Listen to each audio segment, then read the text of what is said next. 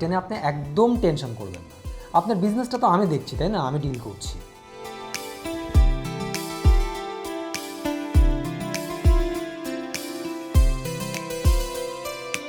দেখেন, আমাদের প্রোডাকশনটা হওয়ার সাথে সাথেই আমি শিপমেন্টের ব্যবস্থা করব।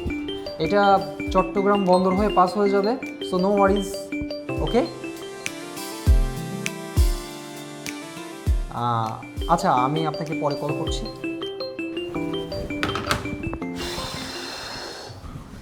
হ্যালো, বলো।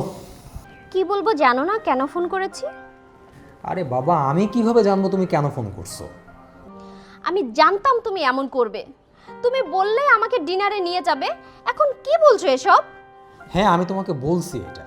আমি কিন্তু একবারের জন্য বলি নাই যে তোমাকে নিয়ে যাবো না। আর তুমি কেন আমাকে ফোন করছো সেটা তো আমি জানি না, তাই না? আমি ফোন করেছি জানতে তুমি কখন আসবে। আরে আমি সেই কখন থেকে তোমার জন্য অপেক্ষা করছি, আমার তো সময়ই কাটছে না। আচ্ছা বলো তো, তুমি কি ঘড়ির কাঁটা পিছনে বেঁধে রেখেছো যে কিছুতেই সময় যাচ্ছে না?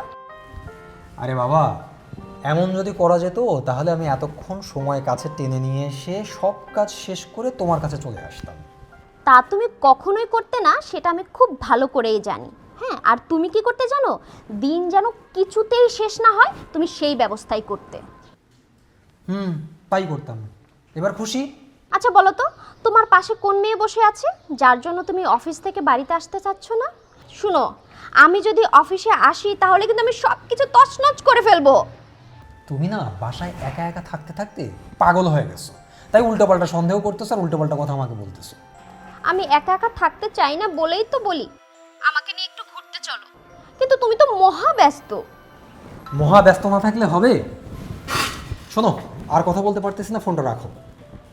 এই দাঁড়াও, ফোন কাটবা না। সত্যি করে বলো তো তোমার পাশে কে আছে, সত্যি করে বলো।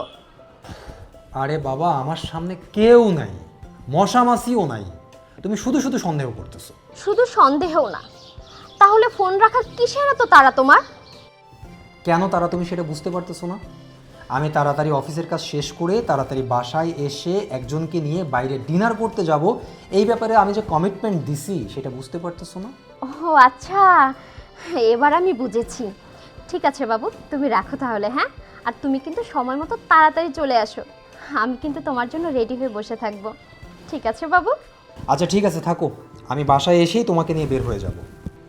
আচ্ছা।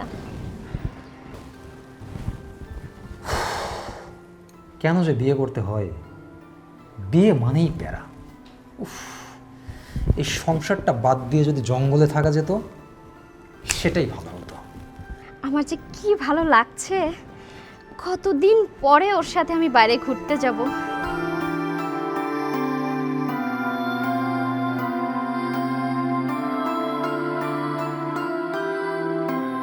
যাই রেডি হয়ে গিয়ে।